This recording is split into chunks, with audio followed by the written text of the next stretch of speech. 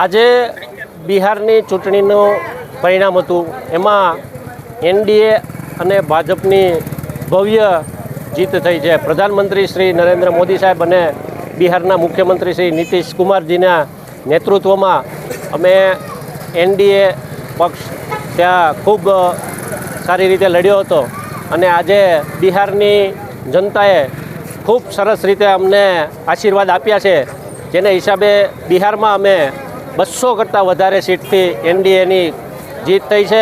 એ બદલ આજે સાવરકુંડલા ભાજપ પરિવાર દ્વારા આ જીતને ઉજવણીના ભાગરૂપે સૌના મોં મીઠા કરાવી અને ફટાકડા ફોડી આ જીતને અમે વધાવી હતી.